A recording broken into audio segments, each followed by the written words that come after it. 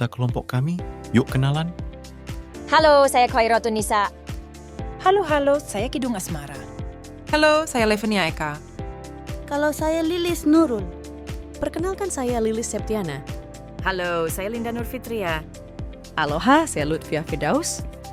Dan saya, the only boy in this group, M. Anwarul Haq. Assalamualaikum. Hei kawan, bagaimana kabar kalian? Semoga baik-baik saja ya. Pada kesempatan kali ini, aku mau bahas sesuatu nih. Yakni mengenai peran seorang guru. Eits, tapi ini bukan tentang peran guru yang biasa loh. Melainkan peran guru dalam bimbingan konseling. Wah, kira-kira kayak gimana tuh?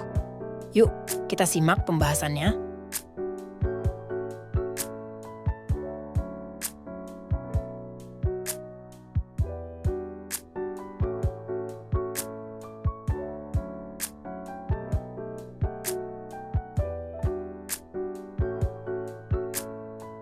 Sebelum membahas lebih dalam tentang peran guru, hendaknya kami paparkan terlebih dahulu tentang apa itu bimbingan, apa itu konseling, dan apa itu bimbingan konseling.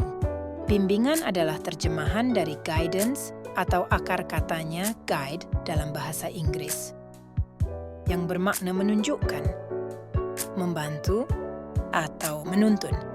Maka bisa disimpulkan bahwa bimbingan merupakan proses pemberian bantuan dari seorang pembimbing kepada individu dalam rangka membuat pilihan, penyesuaian diri, dan pemecahan berbagai masalah.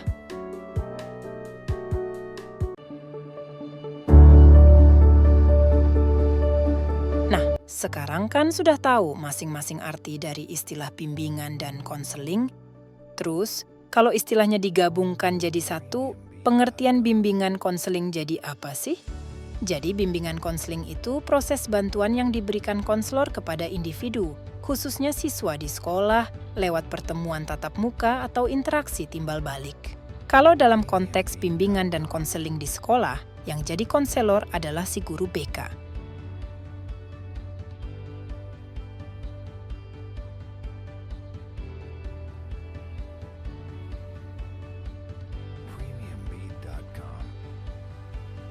Oke, dari penjelasan tadi, kalian jadi tahu kan definisi dari bimbingan konseling? Sekarang kita kembali ke awal topik yang akan kita bahas, yakni peran guru dalam bimbingan konseling. Jika kalian pikir peran guru adalah sekadar mengajar dan mendidik siswa, maka kalian salah besar.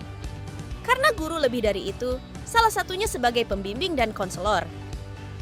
Guru, sebagai orang yang melakukan proses pembelajaran di sekolah, punya peran penting dalam memberikan bimbingan konseling jika dibandingkan dengan guru pembimbing atau konselor.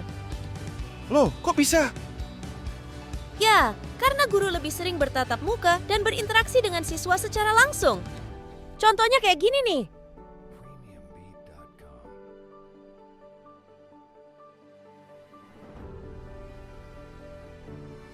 Karena punya interaksi yang rutin, guru jadi berkesempatan untuk membangun hubungan yang kuat dengan siswa.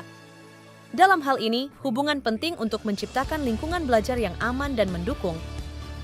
Lingkungan aman membuat siswa jadi merasa nyaman untuk berbicara dan mengungkapkan masalah mereka. Dalam penyelenggaraan bimbingan dan konseling di sekolah, seorang guru bisa melakukan beberapa peranan jika diminta untuk terlibat. Di antaranya yaitu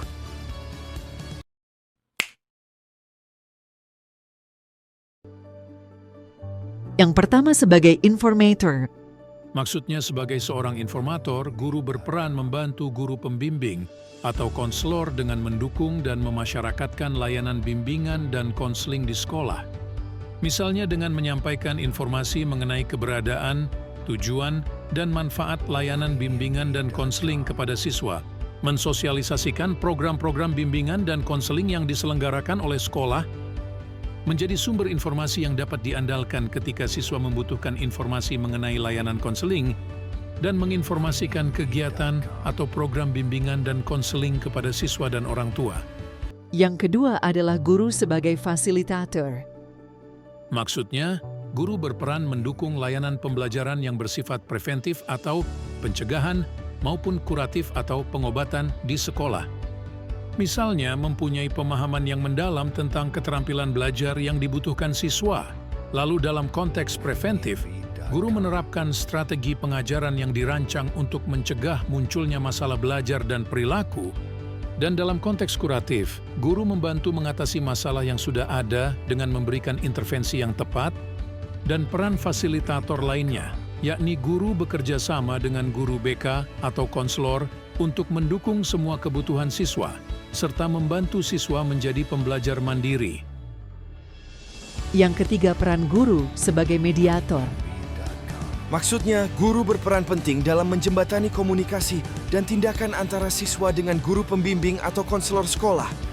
Misalnya, guru mengidentifikasi siswa yang butuh bimbingan dengan melakukan observasi sehari-hari dan mendekati siswa langsung untuk menanyakan apakah mereka menghadapi masalah dan butuh bantuan, lalu mengalihkan siswa kepada guru pembimbing atau konselor supaya mendapat rujukan formal dan mengkomunikasikan kebutuhan siswa kepada orang tua. Selanjutnya, guru bisa membangun hubungan dan kepercayaan dengan menjembatani komunikasi dan dukungan berkelanjutan. Yang terakhir, melakukan pencegahan masalah yang lebih besar dengan intervensi dini dan mencegah stigma yang ada. Dengan memainkan peran sebagai mediator atau penengah, guru bisa memastikan bahwa siswa menerima bantuan yang dibutuhkan dengan cepat dan efisien, serta menciptakan lingkungan sekolah yang lebih mendukung dan responsif terhadap kebutuhan individu siswa. Yang keempat, peran sebagai organisator. Maksud dari peran organisator mencakup berbagai tanggung jawab guru yang mendukung kelancaran proses pembelajaran dan pengembangan siswa secara menyeluruh. Misalnya, guru bertanggung jawab dalam menyusun silabus dan mengatur rencana pembelajaran, serta memastikan semua materi ajar disampaikan secara sistematis dan terstruktur.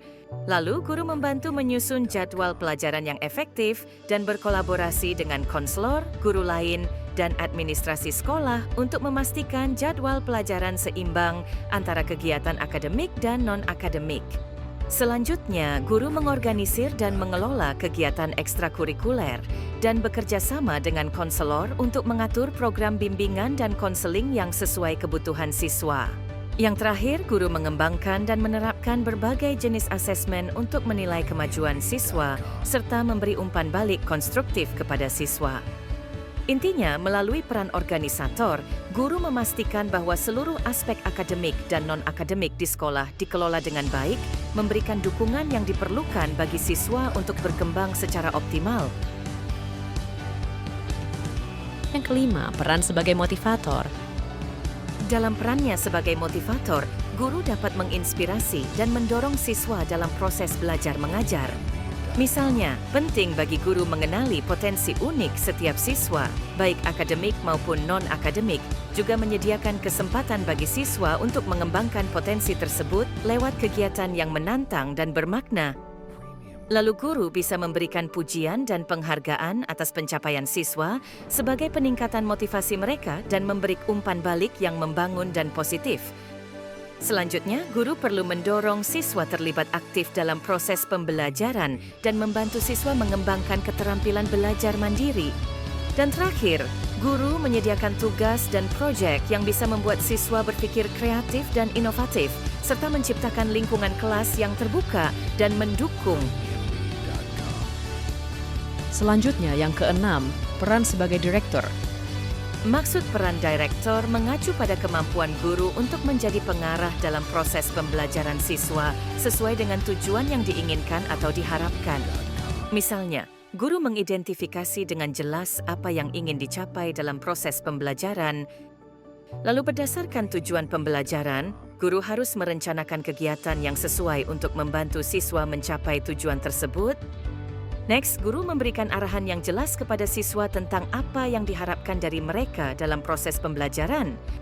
Tidak lupa nih, guru perlu mengawasi dan mengarahkan proses pembelajaran siswa secara aktif. Yang terakhir, guru bertanggung jawab mengevaluasi kemajuan siswa dalam mencapai tujuan pembelajaran. Intinya, dalam peran sebagai direktur pada kegiatan bimbingan konseling, guru membantu memastikan bahwa siswa tidak cuma belajar secara efektif, tapi juga mencapai tujuan yang sudah ditetapkan dalam proses pembelajaran. Ketujuh, yakni peran sebagai inisiator. Nah, maksud dari peran inisiator mengacu pada kemampuan guru untuk menjadi penggerak atau pencetus ide dalam proses belajar mengajar. Misalnya nih, guru menghasilkan ide-ide kreatif dan inovatif untuk merancang kegiatan pembelajaran yang menarik dan bermakna bagi siswa. Terus, guru mendorong siswa untuk aktif dalam proses pembelajaran dengan menyediakan kesempatan bagi mereka untuk berpartisipasi, berkolaborasi, dan berkontribusi. Selain itu, guru juga harus peka pada kebutuhan dan minat individual siswa dalam merancang kegiatan pembelajaran yang relevan dan bermakna bagi mereka. Pokoknya, pada peran inisiator, guru ikut membantu menciptakan lingkungan pembelajaran yang memantik rasa ingin tahu dan kreativitas siswa, yang nggak cuma meningkatkan motivasi dan minat siswa, tapi juga membantu mempromosikan pengembangan diri mereka secara menyeluruh. Next, ke-8, peran sebagai transmitter. Definisi peran transmitter merujuk pada tugas guru dalam menyebarkan pengetahuan, kebijaksanaan, dan nilai-nilai dalam proses pendidikan. Misalnya saja, guru memiliki peran sentral dalam memberikan materi pembelajaran kepada murid-murid. Selain menyampaikan konsep dan teori, guru juga mengajarkan keterampilan praktis kepada siswa. Next, guru memiliki tanggung jawab dalam mengajarkan nilai-nilai dan etika penting dalam pendidikan dan kehidupan.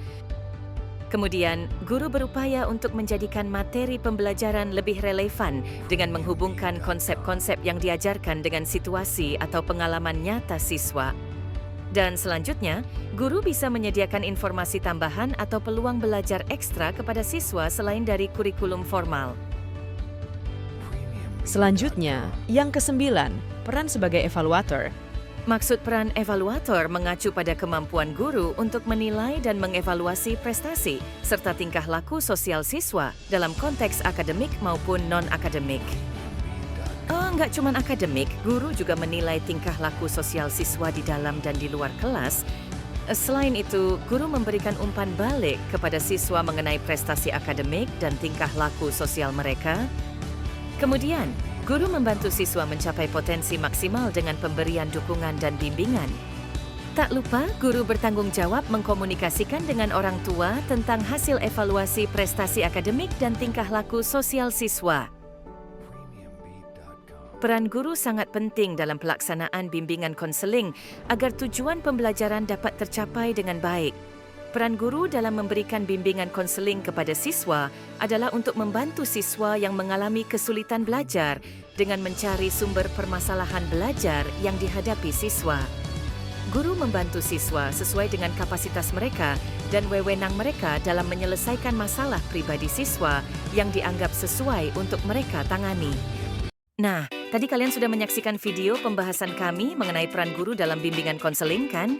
Sekarang kami mau pamit undur diri nih. Terima kasih ya, sudah menyaksikan hasil kerja kelompok kami. Bye-bye.